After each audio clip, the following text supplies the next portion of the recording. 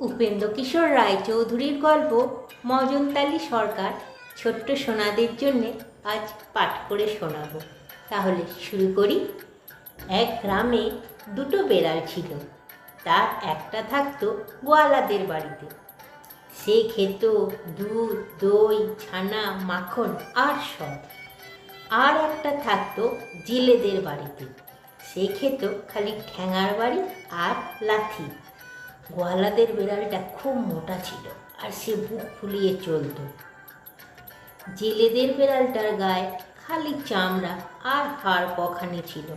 সে চলতে গেলে টলতো আর ভাবতো কেমন করে গোয়ালাদের বেড়ালটার মতন মোটা হব। শেষে একদিন সে গোয়ালাদের বেড়ালকে বলল, ভাই, আজ আমাদের বাড়িতে তোমার নিমন্ত্রণ। সব কিন্তু মিছে কথা, নিজেই খেতে পায় না, সে আবার নিমন্ত্রণ করে খাওয়াবে কোথা থেকে? সে ভেবেছে গোয়ালাদের বেড়াল আমাদের বাড়ি এলে আমার মতন ঠ্যাঙা খাবে আর মরে যাবে।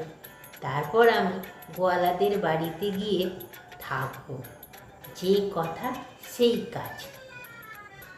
গোয়ালাদের বেড়াল জেলেদের বাড়িতে আসতেই জেলেরা বলল, ওই রে, গোয়ালাদের সেই দই দুধ খেকো চোর বেড়ালটা এসেছে, আমাদের মাছ খেয়ে শেষ করবে, মার বেটাকে।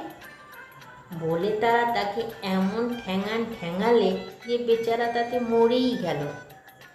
রোগা বেড়াল তো জানতই যে এমনই হবে। সে তার জায়গায় আগেই গোয়ালাদের বাড়ি গিয়ে উপস্থিত হয়েছে। সেখানে খুব করে ক্ষীর সর খেয়ে দেখতে দেখতে সে মোটা হয়ে গেল। তখন আর সে অন্য বেড়ালদের সঙ্গে কথা কয় না, আর নাম জিজ্ঞাসা করলে বলে মজনতালি সরকার। একদিন মজনতালি সরকার কাগজ কলম নিয়ে বেড়াতে বেরোল। বেড়াতে বেড়াতে সে বনের ভেতর গিয়ে দেখল যে তিনটে বাঘের ছানা খেলা করছে। সে তাদের তিন তারা লাগিয়ে বলল, এই ও খাজনা দে। বাঘের ছানাগুলো তার কাগজ কলম দেখে আর ধমক খেয়ে বড্ড ভয় পেয়ে গেল। তাই তারা তাড়াতাড়ি তাদের মায়ের কাছে গিয়ে বলল, ও মা, শিগগিরই এসো, দেখো এটা কি এসেছে আর কি বলছে।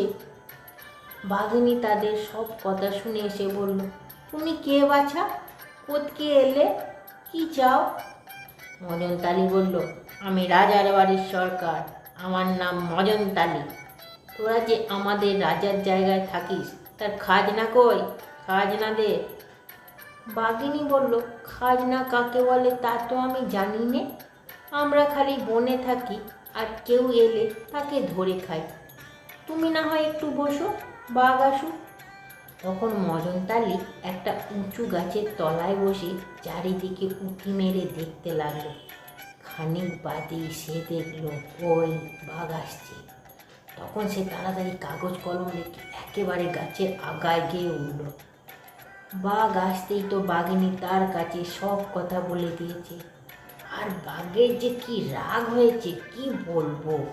সে ভয়ানক গর্জন করে বলল, কোথায় সে হতভাগা, এক্ষুনি তার ঘাড় ভাঙছি।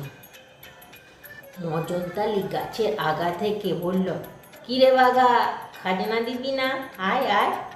শুনেই তো বাঘ তার মুখ খিচিয়ে হাল্লুম বলে তুই লাফে সেই গাছে গিয়ে উঠেছে। কিন্তু খালি উঠলে কি হয়, মজনতালিকে ধরতে পারলে তো। সে একটুখানি হালকা জন্তু, সেই কোন সরু ডালে উঠে বসেছে। অত বড় ভারী বাঘ সেখানে যেতেই পারছে না। না পেরে রেগে মেগে বেটা দিয়েছে এক লাফ, অমনি পা হড়কে গিয়েছে পড়ে গিয়ে দুই ডালের মাঝখানে মাথা আটকে তার ঘাড় ভেঙে প্রাণ বেরিয়ে গিয়েছে। তা দেখে মজনতালি ছুটে এসে তার নাকে 3-4টে আঁচড় দিয়ে বাঘিনীকে ডেকে বলল, এই দেখ কি করেছি, আমার সামনে বেয়াদবি। এইসব দেখে শুনে তো ভয়ে বাঘিনী বেচারির প্রাণ উড়ে গেল। সে হাত জোড় করে বলল, দোহাই মজনতালি মশাই, আমাদের প্রাণে মারবেন না, আমরা আপনার চাকর হয়ে থাকব। তাতে মজনতালি বলল, আচ্ছা তবে থাক, ভালো করে কাজকর্ম করিস আর আমাকে খুব ভালো করে খেতে দিস। সেই থেকে মজনতালি বাঘিনীদের বাড়িতেই থাকে, খুব করে খায় আর বাঘিনীর ছানাগুলোর ঘাড়ে চড়ে বেড়ায়। সে বেচারারা তার ভয়ে একেবারে জড়সড় হয়ে থাকে আর তাকে মনে করে না জানি কত বড় লোক। একদিন বাঘিনী তাকে হাত জোর করে বলল, মজনতালি মশাই, এই বনে খালি ছোট ছোট জানোয়ার, এতে কিছু আপনার পেট ভরে না। নদীর ওপারে খুব ভারী বন আছে, তাতে খুব বড় বড় জানোয়ারও আছে, চলুন সেইখানে যাই। শুনে মজনতালি বলল, ঠিক কথা, চল ওপারে যাই। তখন বাঘিনী তার ছানাদের নিয়ে দেখতে দেখতে নদীর ওপারে চলে গেল। কিন্তু মজনতালি কই? বাঘিনী আর তার ছানারা অনেক খুঁজে দেখল, ওই মজনতালি সরকার নদীর মাঝখানে পড়ে হাবুডুবু খাচ্ছে। স্রোতে তাকে ভাসিয়ে সেই কোথায় নিয়ে গিয়েছে, আর ঢেউয়ের তাড়ায় তার প্রাণ যায় যায় হয়েছে। মজনতালি তো ঠিক বুঝতে পেরেছে যে আর দুটো ঢেউ এলে সে মারা যাবে। এমন সময় ভাগ্যিস বাঘিনীর একটা ছানা তাকে তাড়াতাড়ি ডাঙায় তুলে এনে বাঁচালো, নইলে সে মরেই যেত, তাতে আর ভুল কি।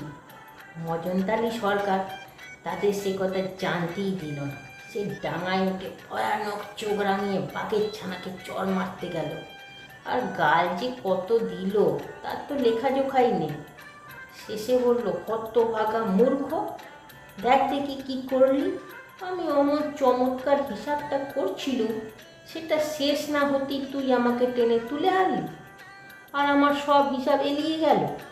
আমি সবই গুনছিলুম, নদীতে কটা ঢেউ, কতগুলো মাছ আর কতখানি জল। মূর্খ বেটা, তুই এর মধ্যে গিয়ে সব গোলমাল করে দিলি। এখন যদি আমি রাজামশাইয়ের কাছে গিয়ে এর হিসাব দিতে না পারি, তবে মজাটা টের পাবি।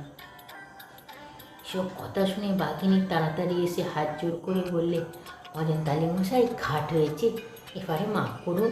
ওটা মূর্খ, লেখাপড়া জানে না, তাই কি করতে কি করে ফেলেছে।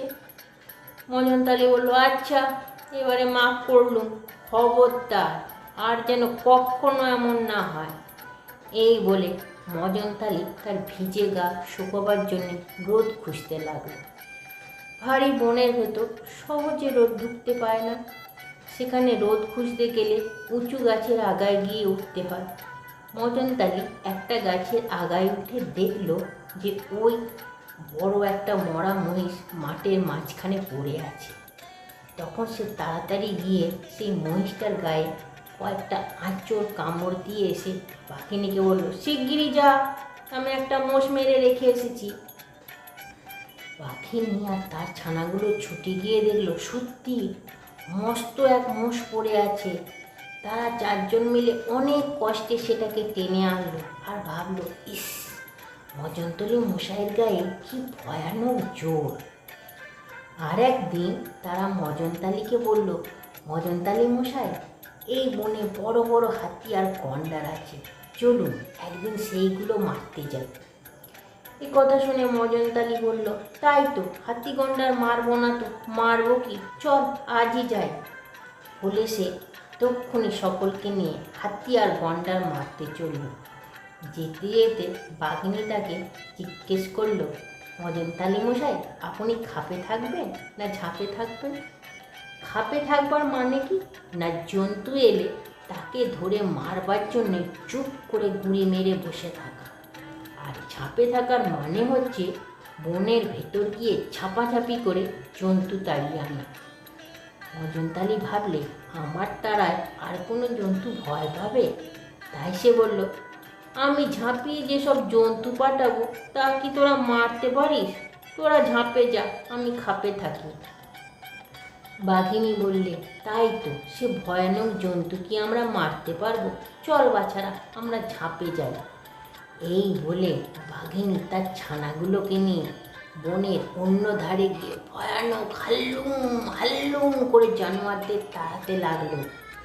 মজনতালি জানোয়ারদের ডাক শুনে একটা গাছের তলায় বসে ভয়ে কাঁপতে লাগলো। খানিক বাদে একটা সজারু সস্বর করে সেই দিক পানে ছুটে এসেছে, আর মজনতালি তাকে দেখে, মা গো, সেই গাছের একটা শিকড়ের তলায় গিয়ে লুকিয়েছে। এমন সময় একটা হাতি সেইখান দিয়ে চলে গেল। সেই হাতির একটা পায়ে এক পাশ সেই শিকড়ের ওপর পড়েছে, তাতেই মজনতালির পেট ফেটে গিয়েছে। বেচারার প্রাণ যায় আর কি। অনেকক্ষণ ঝাঁপাঝাঁপি করে বাঘেরা ভাবলো, মদনতালি মশাই না জানি এত কত জন্তু মেরেছে, চল একবার দেখে আসি। তারা এসে মজনতালির দশা দেখে বলল, হায় হায় মজনতালি মশাই রে, কি হলো? মজনতালি বলল, আর কি হবে, তোরা যেসব ছোট ছোট জানোয়ার পাঠিয়েছিলি তা দেখে হাসতে হাসতে পেটই ফুলে ফেটে গিয়েছে আমার। এই বলে মজনতালি মরেই গেল।